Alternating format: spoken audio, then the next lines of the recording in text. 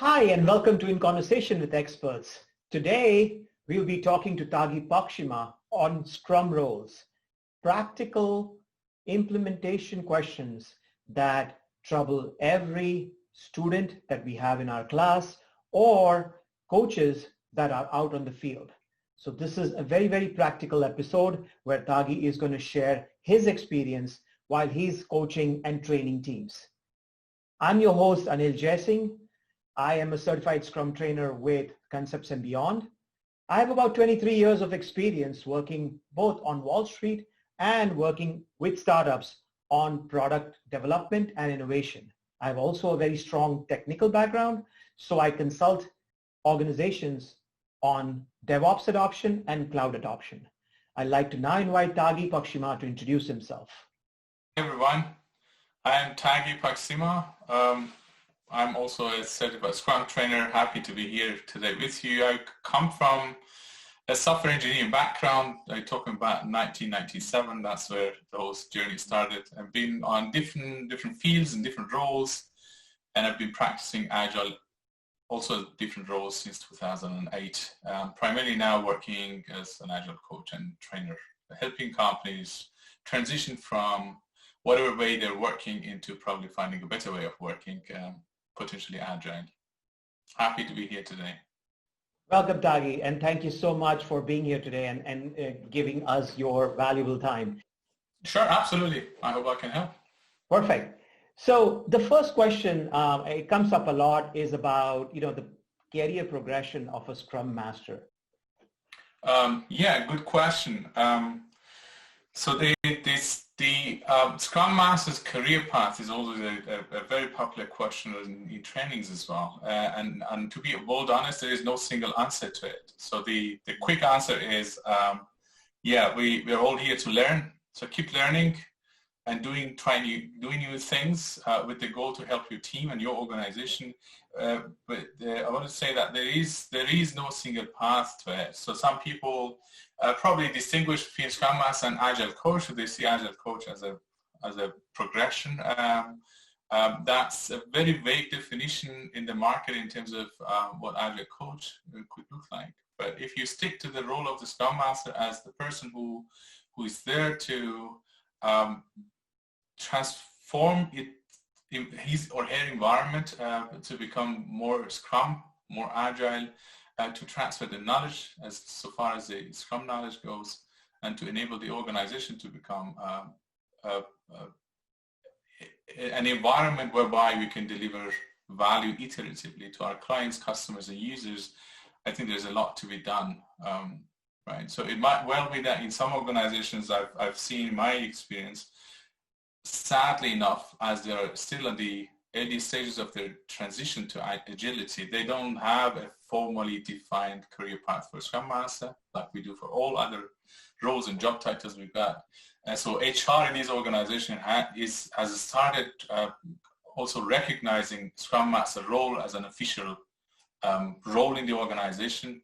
But until that's in place, I think the learning is the only thing I can tell. Just try different things and help by. There are some questions sometimes they say, we've been doing Scrum for multiple years. Do we still need Scrum Master? What happens to my role when my team is already Scrumish or when they're doing good Scrum? Should I go and search myself a different job? And my answer is, again, explore more. So your role as a Scrum Master is not just to help and support one single team or two teams. Maybe you can just think beyond the team and think about the department, the organization you're in, and how you can support that organization. Maybe you can pair up with fellow Scrum Masters from other environments, other projects you're in, and make sure that you have a bigger impact than the team that you've been helping for the past few years. In summary, some Scrum Masters remain Scrum Masters working with the team for many years. Some Scrum Masters actually go the coaching path, and things, something that we both share is we became trainers, and we also help mentor other Scrum Masters. So it's a journey. Everybody has to find their own, path. That's what you really... Absolutely. Right. So the other question that comes up is, what happens to the traditional project manager role, and versus a Scrum Master? So they need to be clear on one point that when we stick to Scrum, per definition, there is no project and therefore there is no defined role for a project manager. But that doesn't mean that we're going to have to fire all our project managers, obviously. So some of the very great Scrum Masters I've known in my past have been in the past project managers, and they've transitioned either to the role of Scrum Master or product owner. So that's part of it.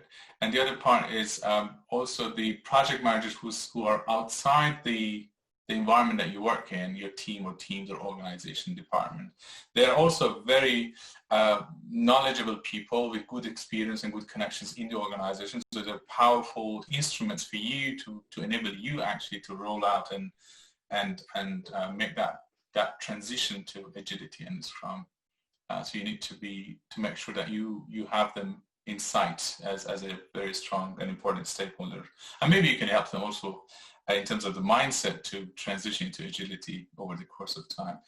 If the question is, yes, I've been we've got project managers, they've got certain responsibilities. What happens to those in Scrum? The responsibilities that I originally used to have as a project manager in the past, they have been in Scrum intentionally split over multiple roles. So some of the responsibilities I need to do as Scrum Master, so far as the process, as an example, goes, right? So I own kind of the process of teamwork, and some of the responsibilities go on the development team, and some others would go to product owners, and some other are probably also intentionally left open.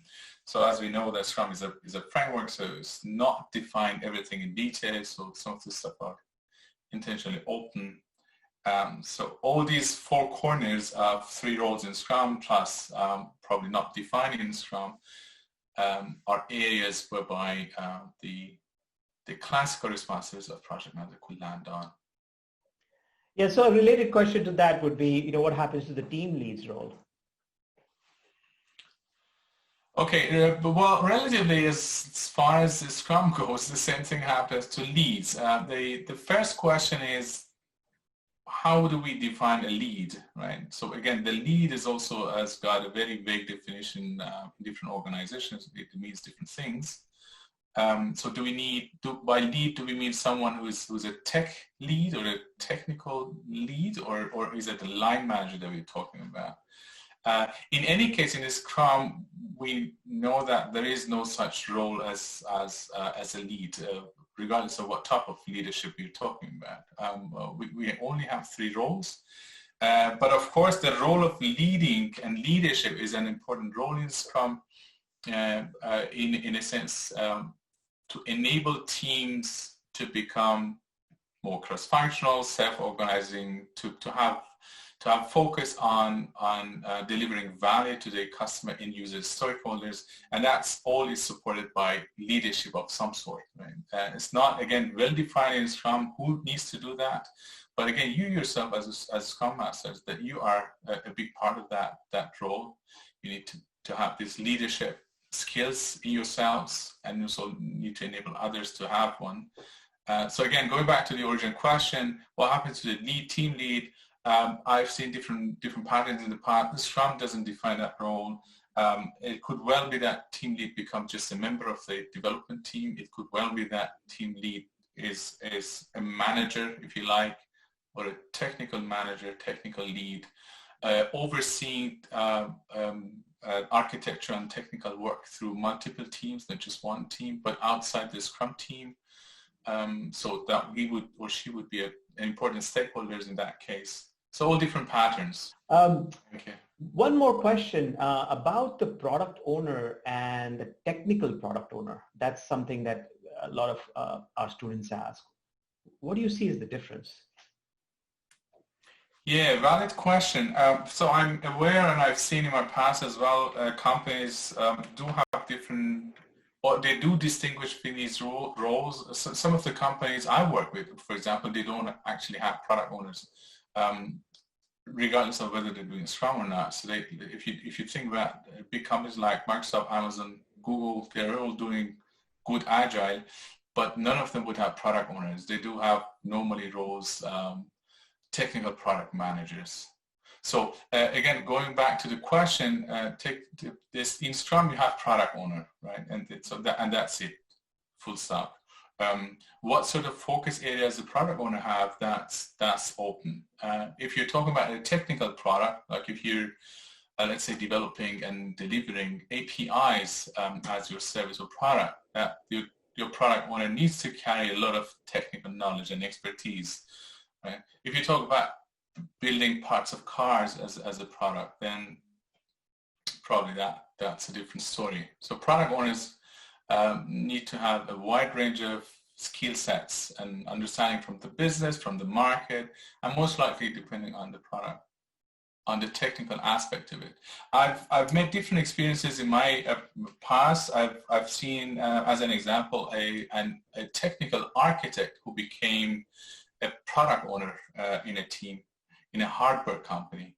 And although he did a very good job, fantastic job of being a PO, during our talks, I realized that he's finding it more and more challenging to distinguish between the two roles. So he was always biased. So because they work on a technical product, which was a microprocessor, so he was finding it difficult to stay unbiased in terms of, I focus on the product as compared to I zoom in and focus on the design of the product and how it is being implemented, which is one of the reasons why in Scrum we want a cross-functional team, so everyone brings his own expertise and it doesn't hinge around just a single person, or even worse, being injected from outside, from a different department. One thing, would you share with our audience, why would somebody attend your training? What is something so special about your training that you think that students should come to you? Oh, well, good question. The way I try to make my training special, so I try to focus on multiple things. One is I tend to do live visualization in my trainings. So in the past, the feedback has been that apparently the participants love it. So as I draw, they have the opportunity to see.